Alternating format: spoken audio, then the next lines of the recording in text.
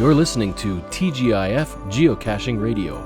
In past years, Cache the Line has taken you on some excellent Christmas geocaching adventures and met oodles of little friends along the way.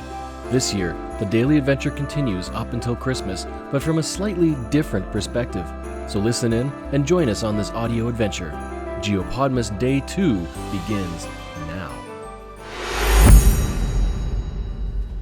One more tweak, one more crank. Lily used her strength to tighten the last bolt on the portal, then dropped the little wrench with a clank. She sat back, breathed deep, and looked up at the ring. Pesky thing, she thought to herself. Lily was a block person, assigned to maintenance because she was really good with building things, good with her hands. But right now she was in need of a short break. Earlier that day, one of the portals in her zone had been acting up and brought to her attention as it received a needs maintenance flag. The outer ring with brackets had been bumping a bit and occasionally showered one of the treasure troops in sparks. That was not good. Always better to be safe, so she made her way over. It can be a long hike sometimes. Occasionally she'd spot someone she recognized from other maintenance missions, but there were so many troops and portals at headquarters. It still felt good to make sure the troops were safe. She didn't know how the portals worked, really, but she had a natural sense for engineering. After she'd tinkered for a while with one of the portals that had been taken out of commission, she had a good idea of where the bits and pieces went, how they fit together, and what the thingamabobs did when it passed the whatchamacallit and made that woo hum, which meant the doohickey was working. While she toiled at the troops' portals, she sometimes wished she could have a chance to try out a restocking mission herself. She'd seen some other block people assigned to missions, and even spotted another block person who looked a lot like her. She might not be the only one of her brand there. She'd watched for him while working, thinking maybe they could talk sometime. Well, every time she saw other block people heading into a portal, she imagined what it must be like. It was bustling here at headquarters 24/7, with all the little treasure troops passing through portals to who knows where around the world, checking geocaches and adding little toys and tradable trinkets to them wherever there was room. They were harnessing the power of what they call the cache line, a connection that stretches from place to place with geocaches that the portals tapped into. She'd heard some of the treasure troops describe it like riding the wave when they zipped around to or from a geocache. But for Lily, she'd not yet had that experience herself. The closest she got was when she was rescued from a geocache not so long ago. She'd seen toys next to her picked up and traded, but never her. Sometimes an actual Lego brand block person would join her for a time, but like clockwork, her new companion would always be traded, and never her. She was made of an obscure, unknown brand of building blocks. But that day she was rescued, she had been dropped back into the container, and some of her blocks had broken off. But then, while she was gathering them and fixing herself, that white light appeared. And the rest was history. Lily looked at the little wrench she dropped, then bent down to pick it up. "Psst, Lily," came a whisper from behind her. She turned with the wrench in hand, and who stood before her but Tiny Tim? She was speechless for a moment, but gathered her wits quickly.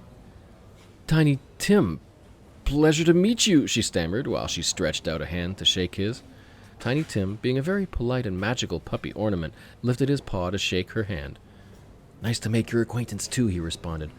"Pardon me for being a bit hasty. However, I have a request and a mission for you." Lily's ears perked up under her plastic block hair bun. "But it's a very important and secret mission." He drew closer, and looking around, he hopped behind a nearby wall, beckoning her to follow. She dashed over, and when both were out of sight, Tim continued. "I know you haven't been here very long, but have you heard about Sir Maximus?" "I think so. Isn't he one of the line keepers, like yourself?" she wondered. "He was my mentor, and he's of the highest rank of line keepers. But Lily, what you don't know," and Tim paused, appearing to contemplate what he was about to say. "Let me just say, I have seen you work. I've seen what you can do, and I believe I can trust you." Lily was growing concerned, but her heart grew at his affirmation.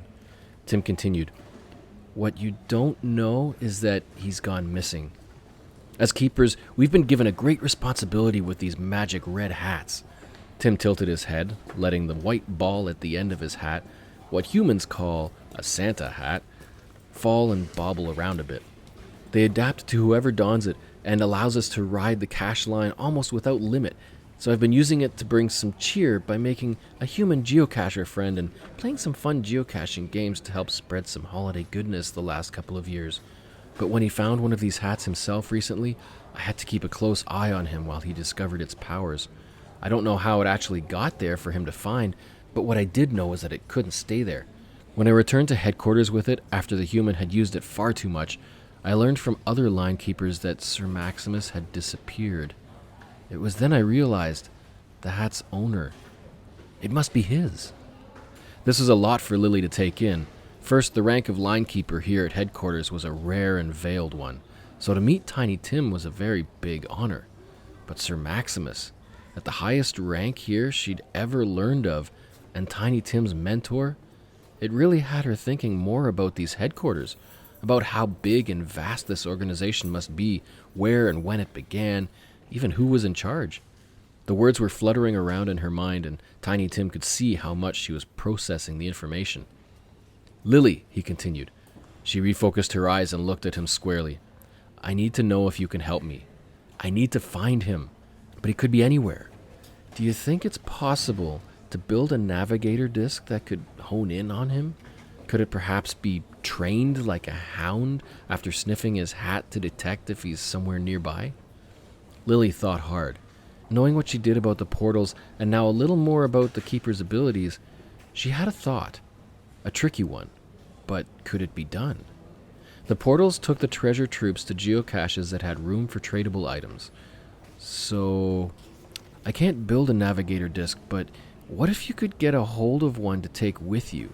The navigators lead the troops to the geocache, and it brings people back to where their portal first opened. In theory, and I mean this off the top of my blockhead, if it could be fine-tuned to locate Sir Maximus, it could be possible for him to return to headquarters. But you have to enter a portal first and then collect the navigator at the other end. Tiny Tim was following along. Then he had an idea. "Lily, what if you were to build your own geocache? Give it a logbook, but don't put any tradable items inside. Do you think the cache line might take a trooper to the geocache here at headquarters?" Lily continued the train of thought. If a trooper entered the portal and ended up here at headquarters, we would have a navigator disc that could return someone to that same portal here at headquarters. And, Tiny Tim interjected, if you could tweak that navigator to seek out a keeper instead of a geocache, I could go in search of Sir Maximus. Lily's cubic heart was pounding in excitement. She may be off-brand, but Tiny Tim could really pick him. This was right up her alley, and she didn't want to let him down, not one of the line keepers. Lily exclaimed, "This could be groundbreaking, but..." And she paused a moment. "Why me? I mean, why did you choose me?"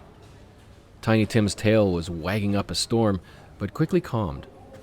"Lily, I've seen you working. Not only how well you've used your amazing skills and abilities to help the troops, but also the look in your eyes when you feel like you could do so much more, but have been held back because of the label people have seen you as.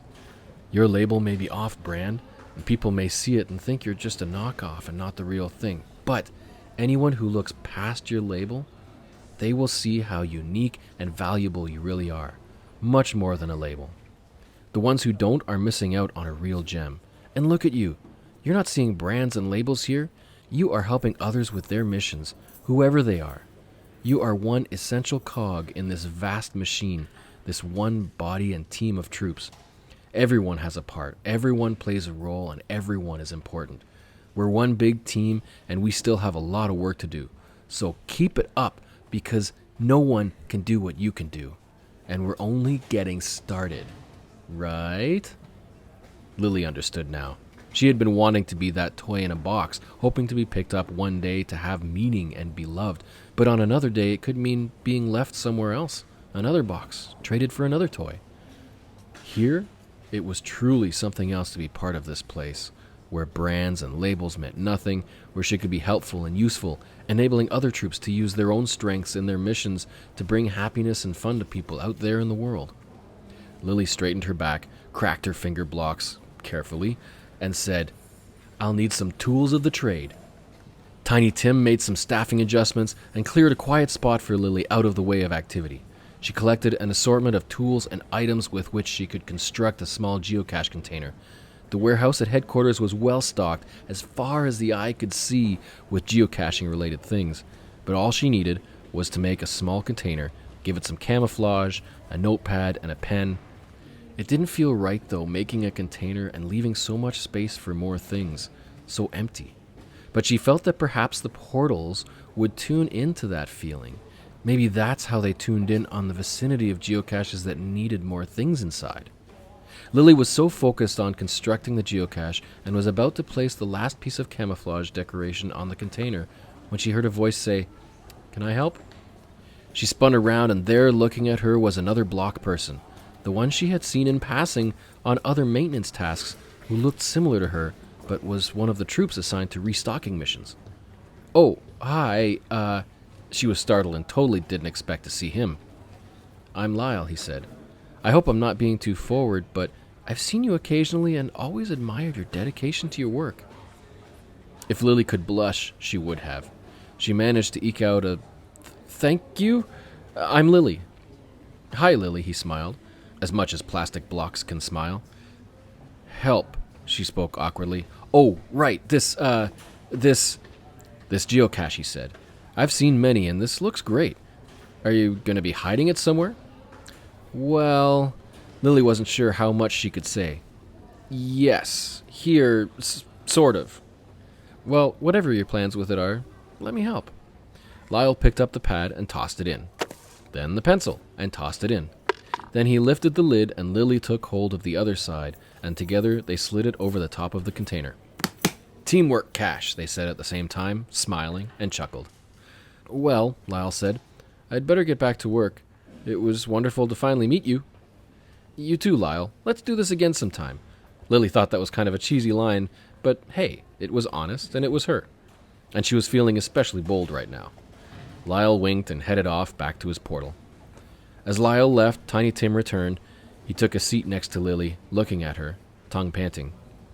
Lily didn't notice. She seemed lost in another world. Tim gave a quick bark, and she snapped back to reality, realizing his presence. "Okay, now what?" A few minutes later, Lily and Tiny Tim approached the portal she had been working on earlier. It was still checked out for repairs, so no troops were waiting to use it yet. "Are you ready?" asked Tiny Tim. Lily glanced around. There was no one else. "Me? You mean me?" "Of course," he winked. "Who better? Plus, it's your geocache. That might be like a lightning rod for the portal, taking you right to it." She hadn't thought about that. She'd never rode the wave before and didn't think she'd start today. She looked at the portal again. So mysterious, so shiny. She'd polished brackets, dusted panels and images, tightened nuts and bolts, swapped out thingamabobs, whatchamacallits, and doohickeys, but never had the true experience for herself. It could change her forever. But maybe this was why she was here. This was her mission. "Time's ticking, my friend," whispered Tiny Tim. The portal seemed to sense her resolve. It began to hum. Slowly, the brackets began to move, rotating around the central gateway, and the images followed suit. Seeing them move almost made her dizzy. It was like looking through windows to all sorts of places around the world, from cities to forests, deserts to oceans. As they spun faster, the white glow in the center grew brighter. It was like looking into nothingness, a bright void. It seemed to reach out to her, and she stepped forward, 1 foot at a time. The hum was smooth. Her work was excellent. Tiny Tim watched anxiously as Lily made her way into the portal. Part of him was very impatient, but all of him was hopeful. 1 foot took its final step forward, and then the other, engulfing her in the white. Right